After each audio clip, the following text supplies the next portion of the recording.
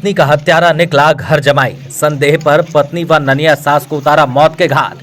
नानी नतनी के दौरे हत्याकांड का दुमका की शिकारीपाड़ा पुलिस ने उद्भेदन करते हुए आरोपी दामाद राजू सोरेन को गिरफ्तार कर जेल भेज दिया।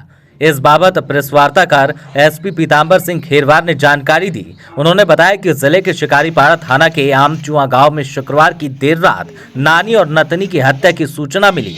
सूचना पर मौके पर पहुंची पुलिस शव को अपने कब्जे में लेकर मामले की छानबीन में जुट गई। एसपी श्री खेरवार ने बताया कि थाना क्षेत्र के आमचुआ गांव में 70 साल की सोना बास्की और उसकी नतनी सोना मुर्मू की हत्या कर दी गई थी। हत्या का मुख्य कारण संदेह में घरेलू विवाद बताया गया। पत्नी का बिना पूछे गांव में घूमने जाना और घर जमाई होने के कारण काम करने और पैसे आदि को लेकर अक्सर जलालत सहना पड़ता था, जिससे नाराज आरोपी दामाद ने पत्नी को लकड़ी के टुकड़े से प्रहार कर घायल कर दिया। बीच बचाव करने पहुंची ननिया सास के ऊपर भी आरोपी दामाद ने वार कर उन्हें मौत के घाट उतार दिया। पर कुछ ग्रामीणों का कहना है कि राजू सोरेन से घर का सारा काम गाय बैल चराना, खाने के बाद बर्तन धोने का काम कराया जाता था।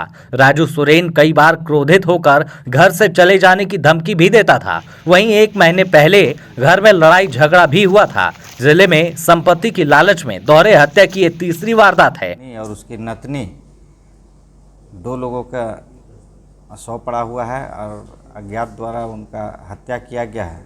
ऐसा सूचना मिला, जिसके सूचना के आलोक में थाना प्रभारी शिकारीपाड़ा, एसडीपीओ सदर और रानेश्वर थाना प्रभारी और उपलब्ध बल के साथ क्षेत्र का वहां पर जांच किया गया, जहां 2 महिलाओं का शव पड़ा हुआ था। और छानबीन के क्रम में पता चला है कि उसके जो वृद्ध नानी थी, उसके सिर्फ बेटी थी, उसका जमाई था, और उसकी नातनी है, उसके भी कोई लड़का नहीं थे, तो वो भी जमाई रखी हुई थी। और जमाई के साथ जो उसका नातनी का बराबर झगड़ा झंझट होते रहता था हर एक बात को, चूँकि वो घर जमाई था तो काम करने के लिए बोलते रहती थी, और शराब पीने को लेके भी झगड़ा होता था। अन्य छोटी मोटी बातों को लेके घर में कहा सुनी होती रहती थी, और उसको लगता था कि मेरा इज्जत नहीं कर रहा है लोग, और हमको अनावश्यक काम करवाता है और पैसा वैसा भी नहीं देता है। तो छोटा मोटा बात पर लोग का मनमुटाव होते रहता था। अगल बगल लोग भी बोले कि ये लोग काफ़ी लड़ाई करते थे। उसी बिंदु पर हम लोग छानबीन किए तो उसका जमाई जो है, उसका कुछ संदेह लगा, उसका बात पर विरोधाभास हुआ। कड़ाई से पूछताछ करने पर वो अपना गुनाह कबूला कि इसी आक्रोश में उसने अपनी पत्नी को मारा। इसी क्रम में उसकी नानी भी आ गई, क्योंकि उसको मारते हुए देख ली थी, इसलिए भी उसको भी मार दिया। और इस प्रकार उस जो घटना में प्रयुक्त किया गया था, जो लाठी था वहीं पर रखा हुआ था, उस बरामद भी कर लिया गया।